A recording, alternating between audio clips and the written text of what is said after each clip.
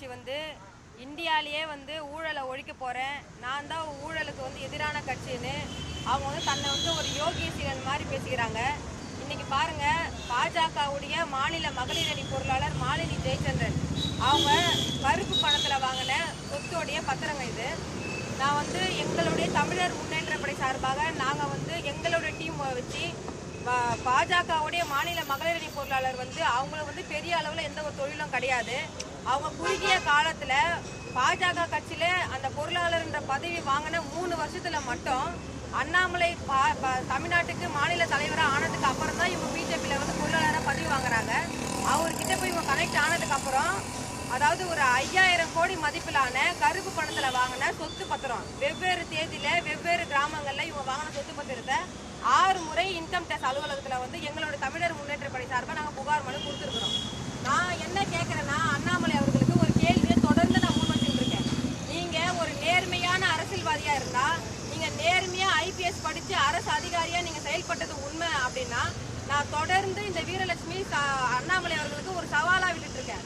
இந்த 3000 கோடி மதிப்பிலான கருப்பு பணத்தில் வாங்கின பாஜகவுடைய மாநில மகளிர் அணி பொருளாளர் மாலினி ஜெயச்சந்திரன் அவங்க பேர்லையும், அவங்க கணவர் ஜெயச்சந்திரன் பேர்லையும், அவங்களுடைய மகன் சித்தார்த் பேர்லையும், அவங்களுடைய மகள் சிந்துஜா பேர்லையும், மாலினி ஜெயச்சந்திரனுடைய நெருங்கிய உறவினரான எம்ஜி பாஸ்கர் இவங்க 6 பேர் பெயரில் வந்து 5000 கோடி மதிப்பிலான கருப்பு பணத்தில் வாங்கின சொத்துக்களை வந்து நான் வந்து நாட்டு மக்களுக்கும் ஐடி அலுவலகத்தில் பத்திரத்தோட புகார் மனுவாக நான் கொடுத்துருக்குறேன்.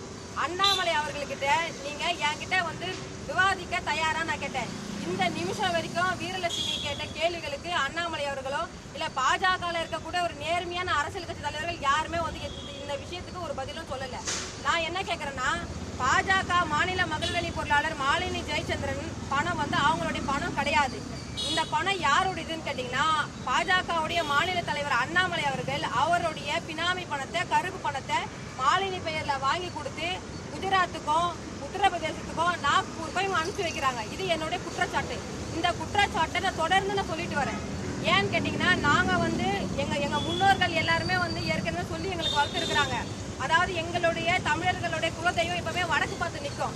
ஏன் வடக்கு பார்த்து நிற்கிறாங்கன்னு பார்த்தீங்கன்னா, அந்த சிலையை செதுக்கிறப்பவே எங்கள் முன்னோர்கள் வடக்கு பார்த்து நிற்க தான் செதுக்கி வச்சுருக்கிறாங்க. ஏன்னா தமிழர்களை அச்சுறுத்துறதுக்கும் தமிழ் மக்களை வந்து கொண்டு குவிக்கிறதுக்கும் அள்ளி சாப்பிட்றதுக்கும் வடக்குலேருந்து தான் வருவாங்க அப்படின்னு. அதே போல தான் இன்றைக்கி வடக்குலேருந்து தான் இன்றைக்கி தமிழர்களை அச்சுறுத்துறாங்க. இன்றைக்கி ஐடியும் ஈடின்றது வந்து ஒன்றிய அரசோடைய ஒரு துணை அமைப்பாக இருக்குது. அவங்களுடைய அமைப்பை அதாவது நாட்டு மக்களுடைய பொருளாதாரத்தை வந்து மக்களுடைய பணத்தை யார் வந்து இல்லீகலாக வச்சுருக்காங்க அந்த பொருளாதாரத்தை வாங்கி மக்களுக்கு நாட்டு உரிமையாக்கி கொடுக்குறதா இவங்களுடைய வேலை. ஆனால் இந்த ஐடியும் ஈடியும் இவங்க வந்து ஒரு ரவுடிசம் மூலியம் இவங்களுக்கு வந்து எந்தெந்த வேண்டாத பத்த கட்சிகளுக்கு வந்து அந்த கட்சியில் இருக்கக்கூடிய தொழிலதிபர்களை வந்து திட்டமிட்டு ரைடு அனுப்புறீங்க. நான் என்ன கேட்குறேன்னா, தொடர்ந்து 6 முறை புகார் கொடுத்துருக்குறேன். உங்கள் கட்சியில் ஊழலை ஒழிக்கிறேன்றீங்க. உங்கள் கட்சிக்குள்ளேயே மாநில மகளிர் அணி பொருளாளர் மாலினி ஜெயச்சந்திரன் வந்து சொத்துக்களை வாங்கி பூச்சி வச்சுருக்காங்க. ஏன் இவங்களுடைய வீட்டுக்கு ஏன் ரைடு அனுப்பாமல் இருக்கிறீங்க? இன்றைக்கி நான் வந்து தலைமை இயக்குனர் அவர்கள் சிவகுமார்ன்றவர் வந்து இன்றைக்கி பேசுகிறாங்க. நான் தொடர்ந்து 6 முறை நான் புகார் கொடுக்குறப்ப யாரும் தமிழ் தெரியாதவங்க தான் அதிகாரியாக இருந்தாங்க ஐடி ஆஃபீஸில். ஆனால் இன்றைக்கி நான் வந்து ஹெட் குவார்ட்டர்ஸ் இன்வெஸ்டிகேஷன் ஆஃபீஸரை நான் வந்து டைரக்டரை சந்திக்கிறப்ப அவர் தூய்மையான தமிழ் பேசுகிறாரு. அவர் எங்களுக்கு சொன்ன தகவல் என்னென்னா, நாங்கள் கொடுக்குற புகார்களுக்கு வந்து ஒரு ஐடி கிரியேட் பண்ணி வச்சுருக்கிறாங்க. உங்களுடைய புகார் அனைத்துமே வந்து அந்தந்த ஜூரிசெக்ஷனுக்கு அனுப்பியிருக்கோம். உடனடியாக நீங்கள் கொடுக்குற இந்த புகார் வந்து உடனடியாக கரெக்டாக இருந்துச்சுன்னா நான் கண்டிப்பாக நான் நடவடிக்கை எடுப்போம், ரைடுக்கு அனுப்புவோம் அப்படின்னு சொல்லியிருக்காங்க.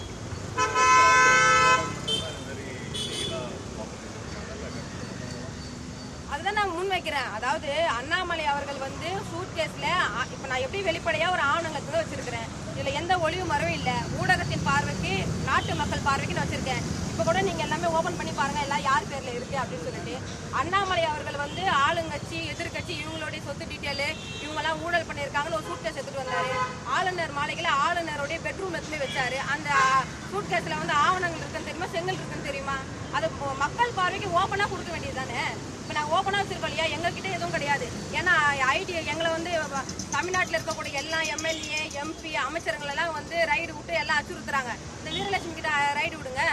ஏன்னா எங்ககிட்ட ஒன்றுமே கிடையாது. ஏன்னா எங்கள் முன்னோர் முன்னோர்கள் என் தாத்தா அண்ணா அறிஞர் அண்ணா அவர்களும் என்னுடைய தாத்தா தந்தை பெரியாரும் என் தாத்தா கக்கனும் காமராஜரும் ஜீவாவும் எங்களை வந்து விதைச்சிட்டு போன விதை தான் நான்.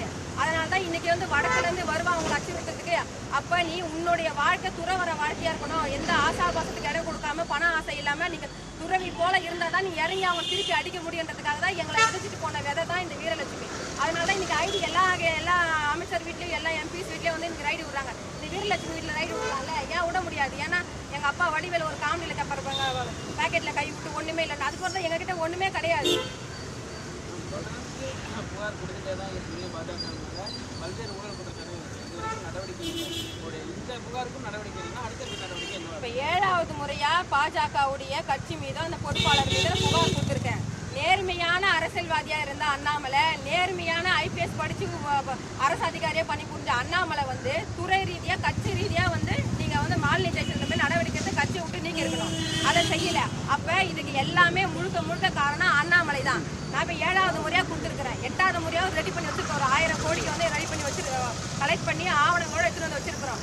நடவடிக்கை எடுக்கல அப்படின்னா வருகின்ற 2026 சட்டமன்ற பொது தேர்தலில் பாஜகவுடைய இந்த மாலினி ஜெயசந்திரனுடைய இந்த கருப்பு பணத்தில் வாங்கப்பட்ட சொத்துக்களுடைய பத்திரங்களை லாரியில ஏற்றி பாஜகவுடைய தலைமை அலுவலக கமல் ஆலயத்தில் கூட்டுமை கொட்டி அங்கே வாசலே உட்காந்து மிகப்பெரிய போராட்டத்தை முன்னெடுக்கலான்னு இருக்கிறோம். செய்திகளை உடனுக்குடன் தெரிந்து கொள்ள உடனே சப்ஸ்கிரைப் பண்ணுங்க.